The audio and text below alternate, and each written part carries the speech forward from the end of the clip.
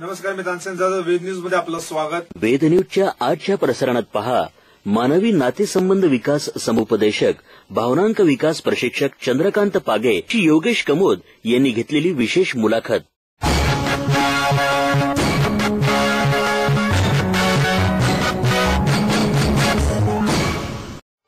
नमस्कार, वेद न्यूज मध्ये आपलं स्वागत. आज आपल्याबरोबर चंद्रकांतजी पागे खास नाशिकला त्यांचे काही कार्यक्रम होते, त्या निमित्ताने नाशिकला आलेत.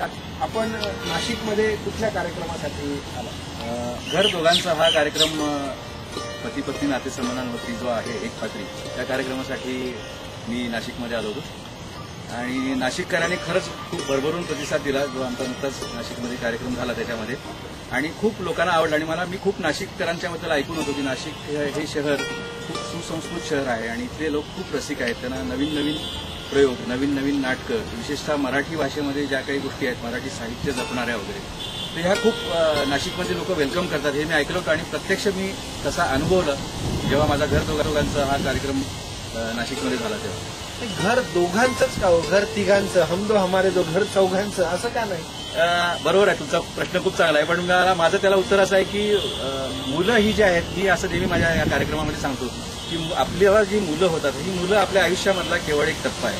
मुलं म्हणजे आपलं सर्वस्व नव्हे आणि मुलांसाठी आपण लग्न नाही करत. वैवाहिक सहजीवन काय आहे हे अनुभवायचं, त्याच्यातले टक्के टोनपे खायचे, आणि मुलं हा केवळ एक आपल्या आयुष्यातला एक टप्पा आहे. मुलांच्या पंखामध्ये बळ घालायचं आणि मुलं मग कुठे परदेशात गेली, इकडे गेली, तिकडे गेली, शिकायला कुठे जातील, पण शेवटी राहतात ते दोघंजणच राहतात. आणि त्यावेळेला त्यांच्यामधलं नाते चांगलं राहावं म्हणून घर दोघांचं हे कसं सांभाळायचं. घर दोघांचं ही कन्सेप्ट तुम्हाला कशी? ऍक्च्युली मी पाहत आलो की आता गेली 20 वर्ष मी या क्षेत्रामध्ये काम करतोय, काउन्सिलिंग करतोय. मी असं बऱ्याच घरामध्ये पाहिलं की विवाह झाल्यानंतर, मुलं झाल्यानंतर खूपदा घरामधली पत्नी जी असते ती मुलांच्या मध्ये इतकी इन्व्हॉल्व होते की पतीकडे तिचं दुर्लक्ष व्हायला लागतं. आणि मग हे 40-45च्या वयातले पती कुठेतरी त्यांचा बाहेर भावनिक गुंतवणूक चालू होते. आणि ह्याच्यामुळे होतंय काय की आज घराघरामध्ये जे काही प्रॉब्लेम्स आहेत की मुलांचं संगोपन करणं, प्लस काहीतरी घर असेल, बंगला असेल, या सगळ्या गोष्टी, ह्याचे हप्ते, ह्याचे ताणतणाव एवढे येत जातात की ते ताणतणाव येत असताना खरोखर बाबा आपल्या नात्यामध्ये कुठेतरी जरी निर्माण व्हायला लागली आहे हे लक्षातच येत नाही. आणि हे जेव्हा मी पाहिलं आजूबाजूला तेव्हा कुठेतरी असं वाटलं की हा विषय थोडासा लोकांच्यापर्यंत आणणं गरजेचं आहे. आणि म्हणून मग मी असा विचार केला की हा विनोदाच्या माध्यमातून आणूया. लोकांना आज लेक्चर ऐकायला नको वाटतं, प्रबोधन नको आहे, प्रवचन ऐकायचं असं वाटतं. म्हणून मी असा घर दोघांचा या कार्यक्रमातला एखादा विनोद तुम्ही आमच्या दर्शकांना सांगाल का? जरूर सांगेन. कारण याच्यामध्ये मी काय केलंय की आपण लग्नानंतर कसे वागतो, लग्न झाल्या लग्नाला 20 वर्ष झाल्यानंतर कसे वागतो, लग्नाला 40 वर्ष झाल्यानंतर कसे वागतो, म्हणजे आपण नवरा बायको तेच असतो. प्रसंग घरातले छोटे छोटे असतात, त्याचा अनुसरून आपण कसे वागतो. तर याच्यामध्ये मी एक उदाहरण असं दिलंय की साधा बाबा आज भाजी कशी झाली आहे हा जर प्रश्न विचारला बायकोने, तर लग्न झाल्या नवरा काय म्हणतो, तो म्हणतो अरे एकदम झकास झाले, माझ्या आईपेक्षा चांगली झाली, असं तो सांगतो. लग्नाला 20 वर्ष झाली असतील तर तो काय सांगतो, बाबा आता 3 वेळा मागून घेतल्या म्हणजे काय सांगायला पाहिजे का चांगली झाली ते, असं म्हणतो. वयाच्या स्थित्यंतरानंतर व्यक्तीचा स्वभाव बदलतो असं तुम्हाला अगदी. हे नात्याचं स्वरूप बदलतं. ऍक्च्युली नातं तेच आहे पण स्वरूप मात्र बदलतं. आणि हे मी थोडंसं हलक्या फुलक्या पद्धतीने सांगितलेलं असल्यामुळे लोकांना अपील होतं आणि ते म्हणतात की अहो तुम्ही खरंच आमच्या घरात येऊन अगदी बघून बोलल्यासारखं बोलताय. तेव्हा मी म्हणतो की अरे प्रत्येकाच्या घरात हेच आहे.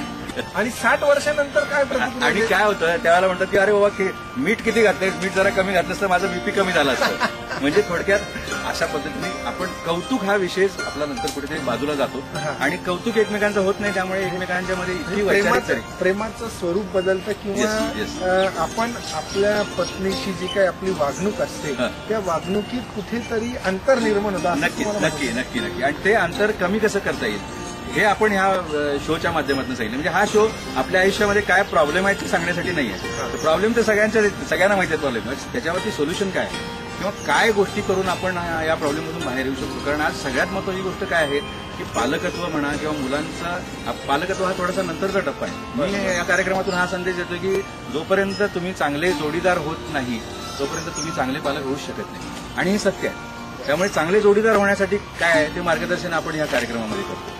पागे सर, मला हे घर दोघांचं हे तर बरोबर आहे, पण आणखी काही लग्न अगोदरही काही दोघं जण बरोबर असतात. म्हणजे पती पत्नी होण्या अगोदर काही प्रेम संबंध जोडलेले असतात. याविषयी थोडं काही सांगा.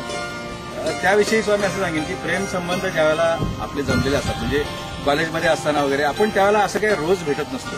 तर आयुष्यामध्ये दैनंदिन आयुष्यात फरक कधी पडतो. आपण ज्यावेळेला कॉलेजमध्ये असतो त्यावेळेला बाबा तिथे आपण ठरलेलं असतं किंवा आठवड्यातनं एक दिवस भेटायचं किंवा समजा संध्याकाळी भेटायचं आहे. आपण थोडक्यात ठराविक वेळ भेटतो त्यावेळेला आपण मुलगा असू दे किंवा मुलगी असू दे युजली काय करतात तर आपण इम्प्रेस करायचं या भूमिकेमध्ये. आपण छान दिसलं पाहिजे, छान असलं पाहिजे, चांगलंच बोलायचं, कारण थोडाच वेळ भेटतात. पण हेच जेव्हा लग्न होतं आणि आपण दिवस रात्र त्या माणसाबरोबर किंवा त्या स्त्रीबरोबर असतो, महिलेबरोबर, असं जेव्हा होतं त्यावेळेला जाणवतं की अरे एका व्यक्तीबरोबर संपूर्ण सकाळपासून संध्याकाळपर्यंत राहणं हे आयुष्यात मुळात काहीतरी वेगळं आहे. बरोबर. मी माझा तुम्हाला हे सांगेन की मी स्वतः ज्यावेळेला माझा पण प्रेमविवाह आहे, लग्नाच्या आधी 3 वर्षापासून आमची ओळख होती आणि ज्यावेळेला लग्न झालं आणि त्याच्यानंतर मला तिने पहिल्या दिवशी ज्यावेळेला लुंगी आणि बनियनमध्ये बघितलं त्यावेळेला ती खोखो हसत सुटली. म्हणजे मी तुला असं कधी इमॅजिनच नाही केलेलं. इमॅजिन केलेलं नाही म्हणजे काय तर बघायची सवय काय लागली ती तसंच होतं. म्हणजे एकदम म्हणजे इतकी साधी गोष्ट आहे की घरात कॉलेजला तुम्ही भेटत असाल, बाईकवर तुम्ही बसत असाल आणि ते जे स्वप्नवत आयुष्य असेल त्याचा विचार पागे वहिनींनी केला असेल आणि त्या अनुषंगानेच त्यांनी तुमच्याकडे बघितलं असेल. असं म्हटलं तर ह्या छोट्या छोट्या गोष्टी आहेत पण ह्या खूप काही काही आपल्या आयुष्यावर अप्रत्यक्षरित्या परिणाम करत असतात. छोट्या छोट्या गोष्टी आहेत. असा हा प्रकार आहे की आयुष्यामध्ये जेव्हा तुम्ही येता परत वैवाहिक ह्याच्यामध्ये येता त्यावेळेला खूप टप्पे बदललेले असतात, वैचारिक टप्पे सुद्धा बदलत जातात आणि तेच मी ह्या शो मधून सांगतोय. मला तुम्हाला पुढचा प्रश्न असा विचारायचा वाटतो की जेव्हा आपण पती पत्नी जेव्हा असते तेव्हा आपल्या आई वडील पण असतात आपल्याकडे, तर या आई वडिलांविषयी तुम्ही काही सांगाल का आमच्या दर्शकांना? ऍक्च्युली मी या कार्यक्रमामध्ये हेच सांगतो की तुम्ही पहिल्यांदा चांगला मुलगा किंवा मुलगी असलं पाहिजे तरच तुम्ही चांगले जोडीदार होऊ शकता. चांगले जोडीदार असलात तरच तुम्ही चांगले पालक होऊ शकता. त्यामुळे ह्या कार्यक्रमामध्ये एक असा आत्मचिंतनाचा भाग पण आपण घेतो की तुम्ही एक मुलगा किंवा मुलगी म्हणून कसे आहात, तुम्ही बरोबर आहात की नाही, तुम्ही तुमच्या आईशी कसे वागलात, तुम्ही तुमच्या वडिलांशी कसे वागलात, आई वडिलांच्या ऋणातून कधीही मुक्त होता येत नाही ही जाणीव तुम्हाला आहे का, हा संदेश पण आपण या कार्यक्रमातून देतो. आणि त्याच्यामध्ये आपण एक 10-15 मिनिटाचं सेशन आहे. एकदा आई वडिलांच्या भूमिकेत पालक गेल्यानंतर मुलाचं लग्न झालंय, मुलाची 20 ओलांडली 25 ओलांडली तेव्हा आई वडिलांचं वय साधारण 45-50च्या पुढे गेलं. ती एक मनात भीती निर्माण होते की आता आपला मुलगा आपला सांभाळ करेल की नाही. बरोबर. तर याविषयी आमच्या दर्शकांना जर तुम्ही सांगितलं. बरोबर. नाही, मी सगळ्या पालकांना हे सांगू इच्छितो की मुलं आपली म्हातारपणची काठी आहे वगैरे या पद्धतीने मुलांच्याकडे आता बघून चालणार नाही आहे. कारण आताचं जग बदललेलं आहे. आज सगळीकडे करिअरसाठी मुलं आज बाहेर जात आहेत. आयटी क्षेत्रामुळे याच्यामुळे आज आई वडिलांना सोडून मुलांना बाहेर जावं लागतंय आणि ज्या संधी मिळतात मुलांना त्या संधी आई वडील जिथे असतील तिथे मिळतील असं नाही. त्यामुळे मुलं आपल्याबरोबर कायम राहतील ह्या विचारात आई वडिलांनी राहू नये. कारण त्यांना शेवटी त्यांचं करिअर केलं पाहिजे त्यांनी आणि पालक म्हणून आपलं काम एवढंच आहे की मुलांच्या पंखामध्ये फक्त बळ घालायचं आहे आपण बस. आणि मग त्यांना कुठे जायचं तिकडे जाऊ दे, आपला पाठिंबा त्यांच्या पाठीमागे असला पाहिजे. असं जर असेल तरच ती मुलं आयुष्यामध्ये काहीतरी करू शकतील. त्यामुळे हा संदेश मात्र मी देतोय की आई वडिलांच्या ऋणाची जाणीव पाहिजे मुलांना आणि पालकांना पण ही जाणीव पाहिजे की करिअर्स आज वेगळी वेगळी चालली आहेत. मुलं कदाचित आपल्याबरोबर नाही राहणार आहेत शेवटपर्यंत, तर आपण स्वतः एकमेकांच्या बरोबर राहणार आहात शेवटी. त्यामुळे एकमेकांचं नातं जे आहे, भावनिक दृष्टिकोन जो आहे हा पती पत्नीमधलाच सुदृढ होत गेला पाहिजे.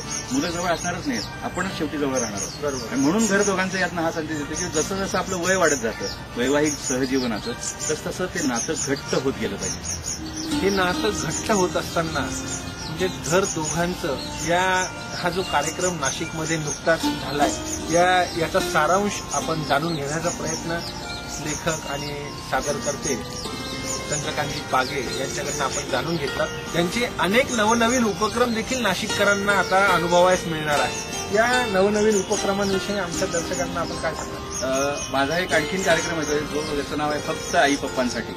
हा केवळ पालकत्वावरती आधारित कार्यक्रम आहे आणि या कार्यक्रमामध्ये पालकत्व म्हणजे नेमकं काय, कारण आई वडील होणं ही नैसर्गिक क्रिया आहे पण पालक होणं ही जबाबदारी आहे आपणहून स्वीकारलेली, असं मी या कार्यक्रमातून संदेश देतोय. आणि मग पालकत्वाचे वेगवेगळे प्रकार आहेत, त्या कुठल्या प्रकारामध्ये आपण मोडतो हे पालकांना कळावं आणि परिवर्तन व्हायला पाहिजे. तर मग काय परिवर्तन झालं पाहिजे? आज मुलांच्या मध्ये जे काही भावनिक असंतुलन दिसतंय आपल्याला, ते भावनिक असंतुलन जे दिसतं ते त्याच्यातून बाहेर पडलं पाहिजे. मुलं बाहेर पडली पाहिजेत, पालक बाहेर पडले पाहिजेत. आणि सोल्युशन जे होतं की आज मुलं पटकन काहीतरी निर्णय घेऊन टाकतात. कालपर्यंत असं वागत होतं, आज एकदम विचित्र वागतो. हे जे काय असंतुलन आहे, भावनिक असंतुलन किंवा घरात कोंडून घ्यायचं स्वतःला, काही पण करतात मुलं, दांड पाय आपटतात, पटकन दरवाजा लावून घेतात. हे जे त्यांच्यामध्ये भावनिक असंतुलन दिसतात तर ह्याच्यासाठी पालकांनी नेमकं काय करायला पाहिजे? कारण आता काय होतं की पालक फक्त तक्रारी घेऊन येतो, आमचा मुलगा असा आहे, हाताबाहेर गेला, असं झालं तसं झालं. हो, पण त्या हाताबाहेर जाण्यामागे कारण काय आहे? त्याच्यामध्ये खूपदा पालक पण कुठेतरी चुकत असतात. पालकांचा हेतू वाईट नसतो, पण पद्धत चुकीची असते खूपदा. त्यामुळे ह्याच्यातून तुमची पद्धत काय आहे ती बघा हे मी सांगतो, आणि अशी जर असेल तर अशी करा, म्हणजे जेणेकरून मुलांशी वागताना पालक स्वतःमध्ये परिवर्तन करतात, आणि ज्यावेळेला पालक बदलतो त्यावेळेला मुलं बदलणारच आहे. असा तो कार्यक्रम आहे. आणखीन एक जो कार्यक्रम आहे हा 10वी-12वीची मुलं, त्यांचे पालक, त्यांचे शिक्षक यांच्यासाठी येऊ दे परीक्षा, आम्ही तयार आहोत. मुलांच्यामध्ये जे काय मानसिक मनोबल वाढायला पाहिजे परीक्षेसाठीचं, म्हणजे हा कार्यक्रम वर्षाच्या सुरुवातीपासून ते वर्षाच्या शेवटीपर्यंत आम्ही घेतो. पूर्ण वर्षभर हा कार्यक्रम चालतो. त्याच्यामध्ये पालकांनी काय काळजी घ्यायला पाहिजे, 10वी-12वीच्या मुलांच्या पालकांनी, त्यांच्या शिक्षकांनी काय काळजी घ्यायला पाहिजे, हा सगळा विषय त्याच्यामध्ये सांगितलेला. आणि मुळात म्हणजे मानसिकता मुलांची, की आज मनोबल पटकन मुलांचं खचून जातं आणि त्यांना लक्षात येत नाही की बाबा हे टेन्शन काय आलेलं आहे. मग मुलं नैराश्य, काही लोकांनी आत्महत्या केल्याच्या आपल्याकडे बातम्या आहेत. बरोबर. तर ते होऊ नये याच्यासाठी आम्ही हा कार्यक्रम सुदैवाने प्रमाण कमी झालंय. खरंच मध्यंतरीच्या काळामध्ये असं झालं होतं की पेपर वाचायला भीती वाटायची.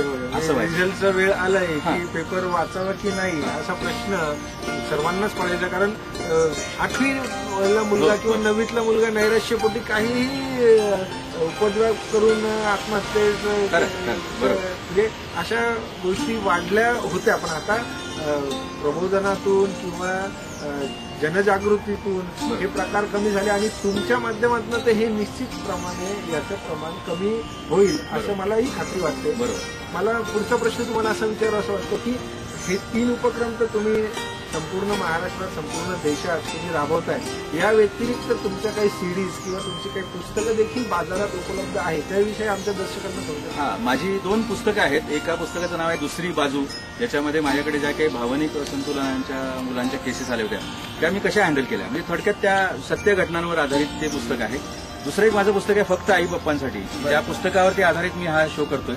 अर्थात पुस्तकामध्ये जरा तपशीलवार माहिती आहे, शोमध्ये ऑडिओ व्हिज्युअल प्रेझेंटेशन आहे. हे 2 पुस्तकं आहेत माझी. आणि माझ्या काही सीडीज पण आहेत. एक मुलांसाठी आहे आर्ट ऑफ कॉन्सन्ट्रेशन, त्याच्यानंतर घरामध्ये आपल्याला रिलॅक्सेशनची टेक्निक समजावी म्हणून रिलॅक्सेशनचा एक सेट आहे.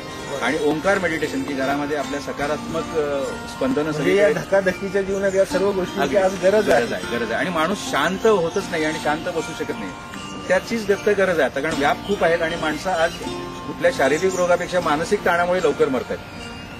मला पागे साहेब आणखी एक प्रश्न असा, म्हणजे हा शेवटचा प्रश्न आहे, कारण आमच्या दर्शकांना मोबाईल आणि टीव्ही याविषयी मला बऱ्याच लोकांनी सांगितलं की पागे साहेबांना हा प्रश्न आवर्जून विचारा, मोबाईल आणि टीव्हीचं महत्व आपल्या आयुष्यात किती आहे, हे जरा थोडक्यात सांगाल का? नाही, कसं आहे, मी पहिल्यांदा हे सांगतो की बाबा आपल्यासाठी मोबाईल आणि टीव्ही आहे, त्याच्यासाठी आपण नाही आहे. ते एक माध्यम आहे फक्त, आणि ते काही विशिष्ट काळापर्यंतच वापरायचं आपल्याला. असं नाही, खूपदा त्याच्यावरती त्याचं इतकं अतिक्रमण आपल्या आयुष्यामध्ये झालंय की जळी स्थळी काष्टी पाषाणी ते आपलं मोबाईल घेऊन मुलं असतात, किंवा इव्हन मुलं कशाला, मोठी माणसं सुद्धा मी पाहतोय सगळीजण ते हँडल करतात. ऍक्च्युली त्याच्यातून जे काय रेज बाहेर पडत असतात ते आपल्याला खरं तर शरीराला घातक असतात. जास्ती वेळ मोबाईलवरती बोलणं हे सुद्धा आपल्याला आपल्या श्रवण यंत्रणावरती काहीतरी विपरीत परिणाम. म्हणजे जेवणाच्या वेळी मोबाईल वापरूच नाही, असं जेवायच्या वेळेला तर अजिबात वापरू नये. कारण मी नेहमी सांगतो की जेवत असताना आपलं प्रसन्न चित्त जर राहायचं असेल तर मोबाईल वगैरे बाजूला ठेवायचा, टीव्ही सुद्धा जेवताना बघू नका असं मी सांगतो. कारण जेवत असताना आपण बोलायला पाहिजे. सकाळची वेळ ही आपली एकत्र जेवणाची असतच नाही, आणि संध्याकाळी जेवायला आपण सगळे म्हणून एकत्र